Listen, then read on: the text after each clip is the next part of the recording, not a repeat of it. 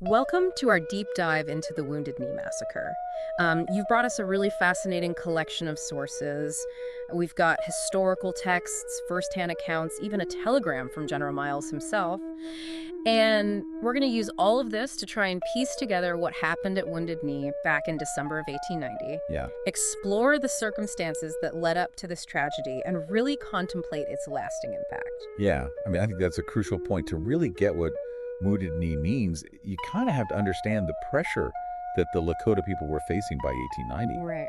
Imagine their world, bison herds decimated, their lands were seized, the promises made in treaties were just broken left and right. Yeah. And that sense of loss and that desperation, it's palpable. You can feel it. Absolutely. It's against this backdrop of broken promises and dwindling resources that we see the ghost dance movement emerge. Right. And it's started by this Paiute prophet named Wovoka. Yeah. And he promises this return to a world where the buffalo roams free and the ancestors walk among them.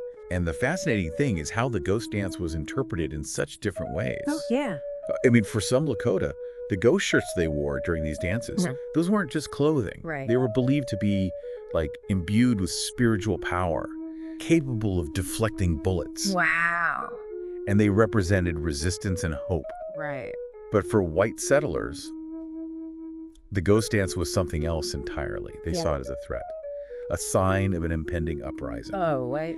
And their fear, really fueled by prejudice and this lack of understanding, it played a significant role in escalating the situation. Oh, absolutely. And it's this fear, this misinterpretation that really sets the stage for the tragedy to come. Right. And then the death of Sitting Bull, a prominent Lakota leader. Yeah. During this attempted arrest by Indian police just fueled the flames of fear and outrage even more. Right. And many of his followers, seeking safety and leadership, they fled to join Chief Spotted Elk, also known as Bigfoot, at the Cheyenne River Reservation. Yeah, one of your sources, a letter from Valentine McGillicuddy. He was a former Indian agent at Pine Ridge. Okay. He offers a powerful perspective on all of this. He says the ghost dance wasn't the root of the problem. It was just a symptom of a much deeper issue. Wow. The broken treaties, the erosion of Lakota life. He even states that there hadn't been a Sioux outbreak or war, really emphasizing those peaceful intentions of Spotted Elk's band. It's incredible to hear those words from someone who knew the situation firsthand. Yeah. Then just days before the massacre, General Miles himself sends this telegram that really lays bare the Lakota's desperation. Yeah, this telegram it's included in your research, and it's a key piece of the puzzle. Right. General Miles acknowledges the injustices, the dwindling resources, the unfulfilled treaty rights that fueled their desperation. It's a clear indictment of the government's broken promises, Yeah. offering a stark contrast to the perception of the Lakota held by many white settlers. Right. With this understanding of the Lakota's plight, we can follow Spotted Elk's band as they journey towards the Pine Ridge Reservation, seeking refuge, exhausted from their travels, and then they encounter the 7th Cavalry. Right. Initially, Major Whitside. He was leading a detachment of the 7th Cavalry. He advises against immediately disarming the Lakota. Okay. He recognizes the potential for conflict. But as more troops arrive, led by Colonel Forsyth, they encircle Spotted Elk's encampment. Wow. And they even position Hotchkiss guns, which are heavy artillery pieces aimed directly at the Lakota. It's a very different picture. This wasn't a welcoming party. It was a show of force that spoke volumes about the distrust and apprehension that was all over this encounter. And on that fateful morning of December 29th, 1890, the tension reaches this breaking point. Right. Forsyth orders the surrender of all weapons, Yeah. and it just creates this chaotic scene. Yeah, your sources paint a chilling picture of this moment. Conflicting accounts describe the trigger of the massacre. Some point to an accidental discharge, others to a misunderstanding, still others to an act of defiance. Oh, wow. Regardless of the source, the result is the same. This devastating eruption of violence that forever altered the course of history. Within moments, the 7th Cavalry unleashes this torrent of bullets upon the Lakota. Right. The air just fills with the deafening roar of gunfire as men, women, and children are caught in the crossfire. Yeah. The peaceful intentions of Spotted Elk's band met with indiscriminate violence, this tragic testament to the fear and misjudgment that poisoned the encounter. The accounts from survivors are heart-wrenching. They describe the chaos, the terror of fleeing as bullets rained down upon them. Some even recount soldiers pursuing the Lakota across the prairie, Oh my God. extending the carnage as people desperately tried to escape. It's a horrific scene, this brutal display of force. Yeah. But amidst this unimaginable tragedy, your sources reveal these glimmers of hope and resilience. Yes. There are reports that tell of 4 infants found alive days after the massacre, Wow. wrapped in the shawls of their dead mothers. These tiny survivors, clinging to life amidst the devastation, are a powerful reminder of the human cost of this event. Yeah. They embody the strength and enduring spirit of the Lakota people, even in the face of unimaginable loss. And the aftermath is just as devastating. The sources describe these frozen bodies scattered across the landscape. It's a chilling image of the brutality. The Lakota dead were buried in a mass grave on a hill overlooking the encampment, over 150 by some estimates. Yeah, it really drives home the scale of the tragedy. And even though the Army conducted an investigation, they ended up exonerating Forsyth. Right. And the controversy surrounding the event, the questions about its true nature, Oh, absolutely. it continues to resonate. And that controversy is further fueled by this stark contrast in viewpoints. One example that really stood out to me was this editorial written by L. Frank Baum, the author of The Wonderful Wizard of Oz. That's right. Published shortly after Wounded Knee. I wouldn't have pictured him weighing in on something like this. It is surprising, isn't it? But what's even more jarring is the content of his editorial. He calls for the total extermination of Native Americans. Wow. It's a chilling reflection of the prevailing attitudes toward indigenous people.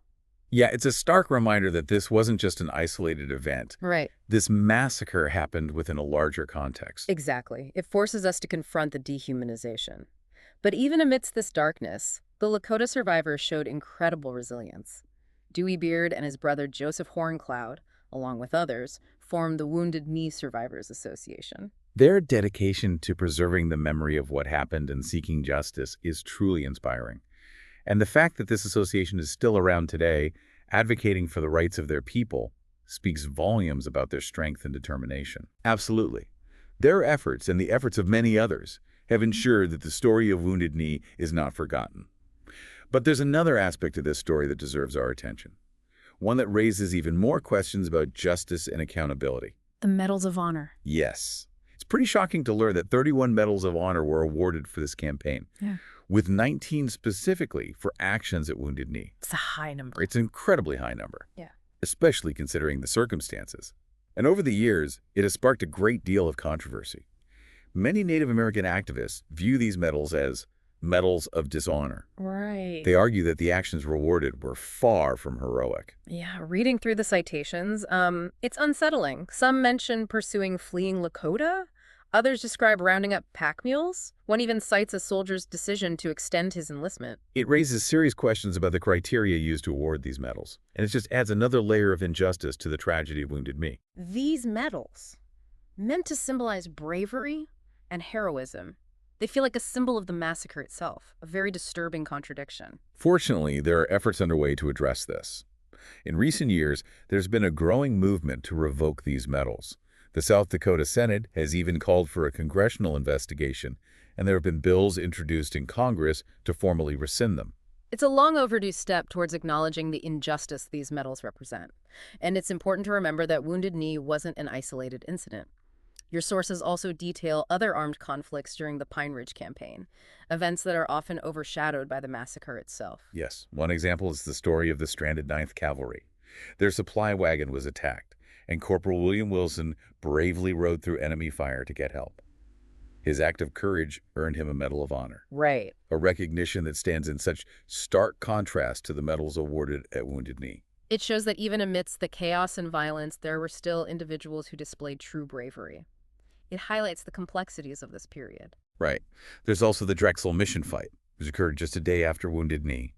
Lakota, fleeing the aftermath of the massacre, were pursued by the 7th Cavalry, and they found themselves pinned down. So it's almost as if the cycle of violence was continuing. Yeah, fueled by fear and anger. What's interesting about this fight is the involvement of the 9th Cavalry, a regiment of African-American soldiers known as the Buffalo Soldiers. Wow. They actually played a crucial role in rescuing the 7th Cavalry, a reminder of the complex racial dynamics at play. It's a fascinating glimpse into a piece of history that's often overlooked.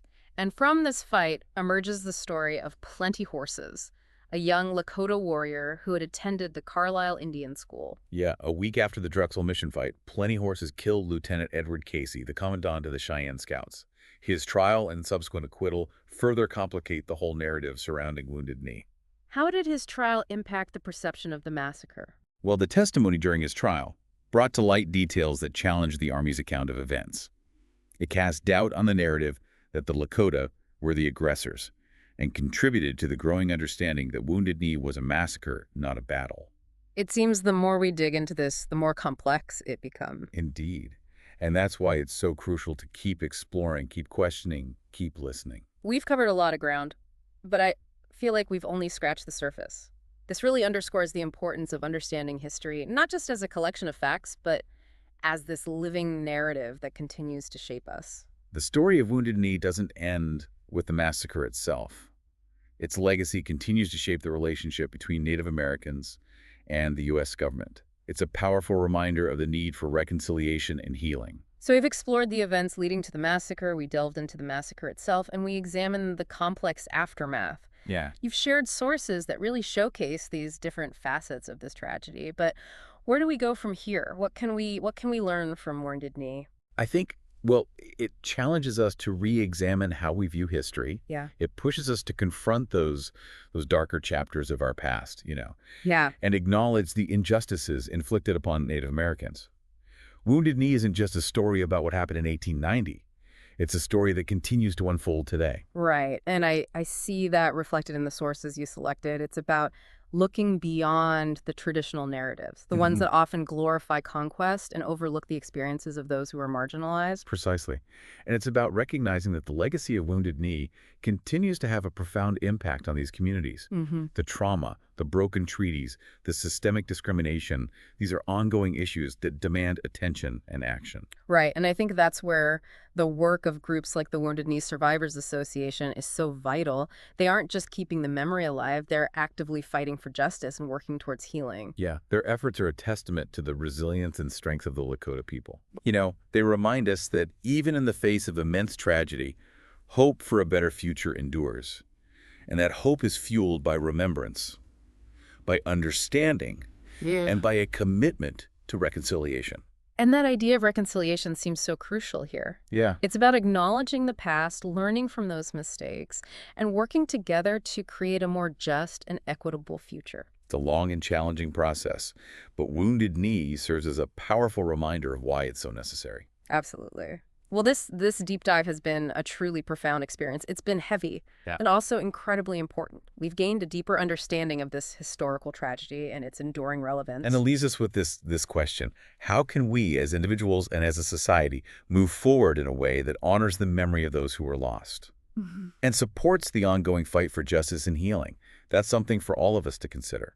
It certainly is. And for you listening, if you're compelled to learn more, I highly recommend exploring resources like the Wounded Knee Survivors Association. Their work is invaluable and their voices deserve to be heard. This deep dive has been, well, a somber journey, but one that ultimately points us towards a path of understanding, healing, and hope.